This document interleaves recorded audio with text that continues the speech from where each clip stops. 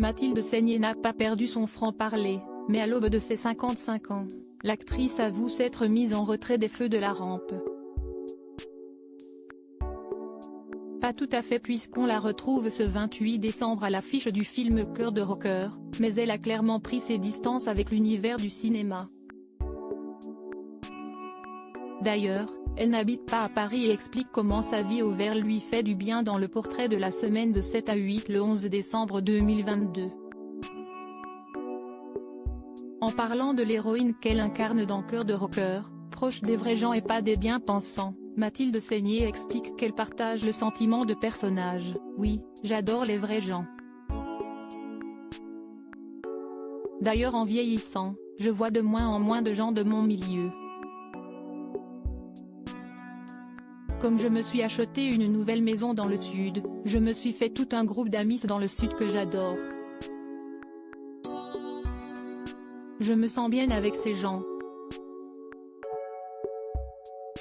Ça m'aère le cerveau. Loin de Paris, elle s'épanouit pour le mieux comme d'autres, tels que Pierre Ninet installé loin de la frénésie de la capitale avec sa famille. Lassée par l'actualité dans son havre de paix dans le sud de la France, Mathilde Seigner a pu observer de loin une polémique en particulier, celle qui a frappé sa grande sœur, interviewée par 7 à 8 il y a quelques semaines à propos de son livre autobiographique Une vie incendiée dans lequel elle parle des accusations à l'encontre de son mari Roman Polanski. La journaliste Audrey Crespo-Mara a d'ailleurs peut-être tenté de faire une allusion en voulant faire débattre son invité sur la libération de la parole des femmes, sous-entendu le mouvement #MeToo qui n'a pas épargné son beau-frère cinéaste. Elle répondra tout simplement, oui si est-ce bien, mais il faut pas de dérive. Au cours de son portrait, elle évoque son fils de 15 ans, né de son couple avec le cadreur Mathieu Petit, qui porte le prénom de son illustre grand-père qu'elle adorait, le comédien Louis Seigner.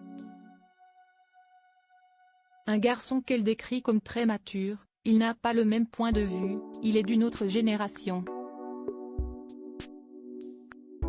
Elle acquiesce en disant que les discussions doivent être animées chez les Seigner. Un grand garçon qu'elle a eu envie de voir grandir, ce qui explique sa volonté de s'éloigner du 7e art mais ce n'est pas la seule raison.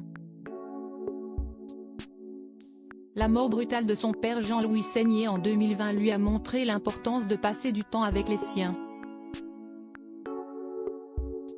Ça aussi ça calme et relativise bien les autres coups qu'on peut prendre, explique celle qui, par son franc-parler, suscite des réactions fortes. Prête pour la retraite ? Mathilde Seigner, bien dans son sud avec sa famille et ses amis, est-elle prête à prendre une retraite anticipée ? J'ai très sincèrement encore besoin de gagner ma vie, explique-t-elle en toute honnêteté, mais précise que tourner ne lui manque pas. Le piège de cette pause, si est qu'on n'a plus envie de retravailler du tout, dit-elle. Une décision qui va attrister les fans de cette comédienne très populaire.